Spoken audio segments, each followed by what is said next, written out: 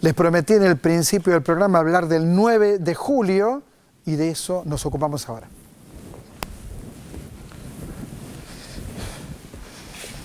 Gabriel Di Meglio, ¿qué tal? ¿Cómo andás?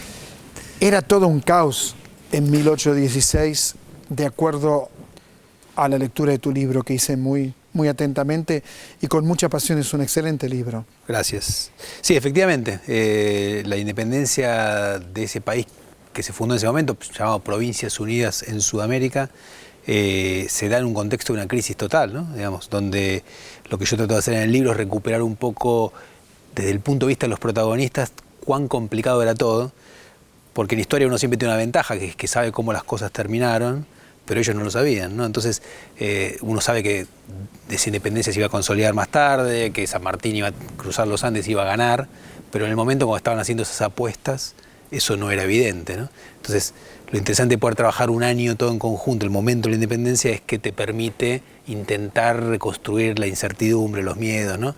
Los conflictos de un momento que efectivamente era muy caótico. Vos sabés que cuando terminé el libro pensé que en realidad en 1810 no pasó gran cosa. Porque lo que ocurre entre 1810 y 1816 no es que hay una nación, es que hay un verdadero caos de luchas intestinas, de desobediencia. La desobediencia era lo más común. Sí, se rompen las lógicas previas, ¿no? Hoy es 10 de julio, ya a esta hora será 11, pero la pregunta es, ¿qué pasó el 9 de julio para vos? Yo sé lo que pasó por el colegio, pero sobre todo por tu libro. Bueno, el 9 de julio cierra en un punto, pero no del todo. Justamente el libro trata de mostrar que en realidad un montón de cosas siguen abiertas y sin resolver. Parte del proceso que empieza en 1810. En un punto, lo que vos marcabas, uno lo que trata de hacer, lo que los historiadores estamos tratando de hacer ya hace mucho tiempo, es romper con las imágenes tradicionales, villiquinescas, digamos, de la foto del 25 de mayo como un gran festejo y ese día terminó la revolución, cuando en realidad es simplemente el punto de partida, y el 9 de julio como un momento feliz, que efectivamente puede considerarse así en el medio de un contexto mucho más sombrío, ¿no?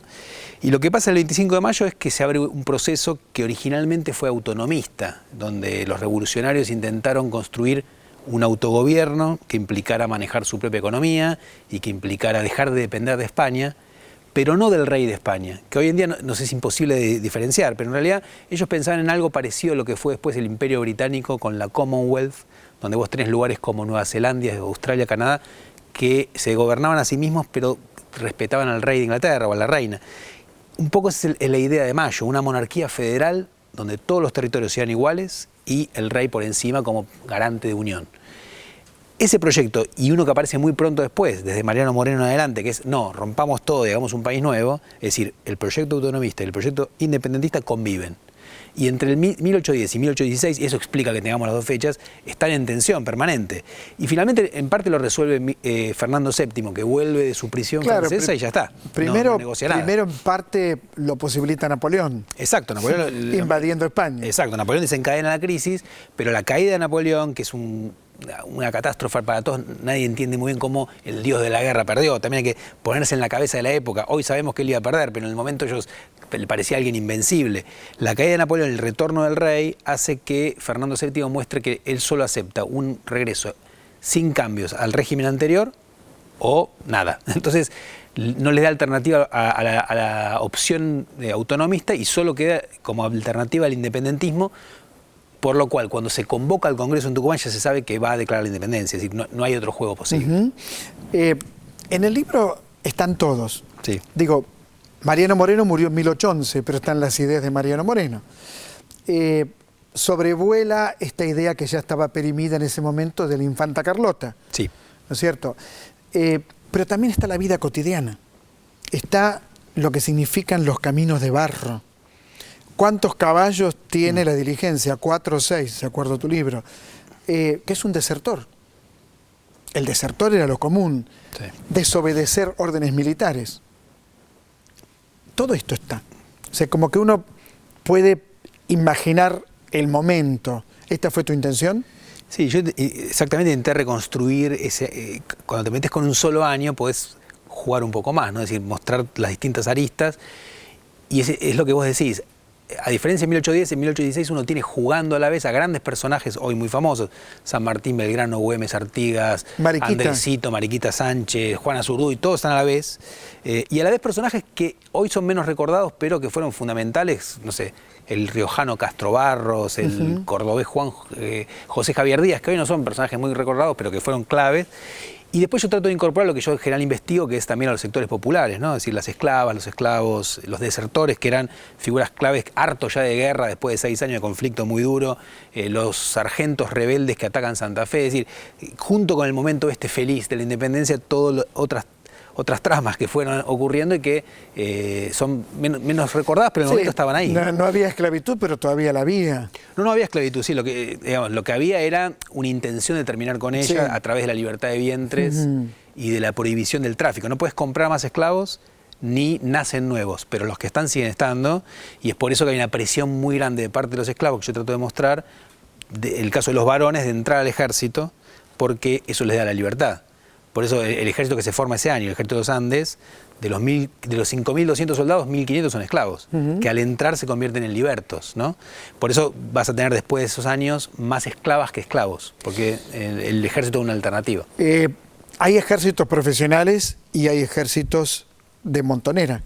Exacto, hay milicias, que son los vecinos en armas, y con la organización de las milicias después se forman estas montoneras, que son fuerzas irregulares, que son la mayoría de las fuerzas de Güemes, en Salta y Jujuy, y también el artiguismo, ¿no? En todo el litoral que hoy es argentino y en lo que ahora es Uruguay.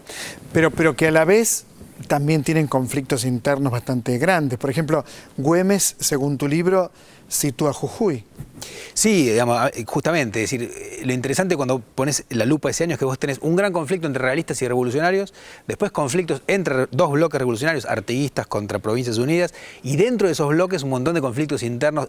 Dentro de cada provincia hay 2 facciones siempre por lo menos que disputan el poder, con lo cual el juego político se va complejizando más que simplificando cuando vas mirándolo, y eso lo hace más apasionante, como cuando miras el diario hoy y ves todas las intrigas políticas que hay entre, que no hay 2 grupos, sino que siempre hay un montón, ¿no? A mí me parece que es interesante recuperar la complejidad política de una época.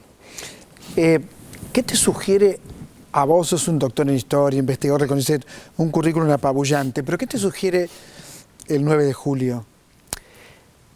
Bueno, para mí es una fecha clave porque es parte de nuestro mito de origen, ¿no? Igual que el 25 de mayo. Para mí son inseparables y más allá de que un historiador tiene la obligación de decir, bueno, lo que de mirar de otra manera. Claro, nosotros profesionalmente te digo, bueno, el 9 de julio no se independizó Argentina, sino un Estado, Provincias Unidas en Sudamérica, que después se desmoronó. Pero en todo caso, cualquier proyecto político posterior siempre tomó el 9 de julio, al igual que el 25 de mayo, como punto de partida y lo sacralizó, ¿no?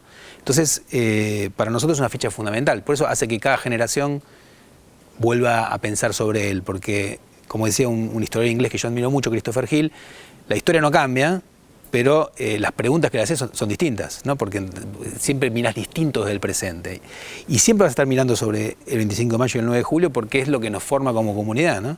Y lo que es interesante para mí es que nuestro mito de origen entonces está asociado con 2 palabras muy poderosas, que son revolución, por 1810, e independencia por 1816. Entonces, nosotros hoy hablamos de 200 años de república, 200 años de nación, pero también son 200 años de independencia, y lo que pensamos sobre la independencia, y por eso aparecieron tantas discusiones a lo largo de nuestra historia, si la independencia es completa, si es incompleta, si falta la independencia económica, qué es ser soberanos, ¿no? Que son temas que siempre nos van a seguir interpelando como país, como comunidad. Ahora, cuando terminaba el libro yo pensaba, ¿cómo poner orden en este caos? Rosas se ocupó de eso, ¿no? Bueno, según un gran historiador, Tulio Alperindongui, Rosas es el que cierra el proceso revolucionario, ¿no?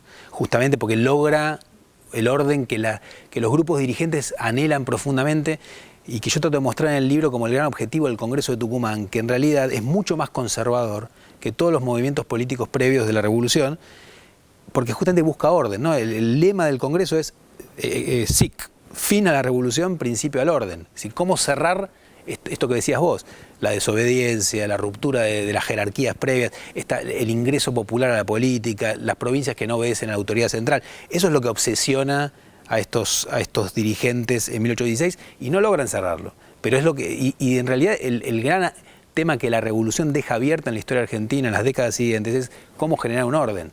Que en un punto las élites solo lo logran hacer finalmente hacia 1880, ¿no? Con esta construcción de la república oligárquica. Todas esas décadas en el medio, esas décadas de guerra civil, de construcción del Estado, de conflictos entre distintos grupos, tienen al orden como horizonte. Es decir, cómo construís un orden sobre las ruinas del orden previo.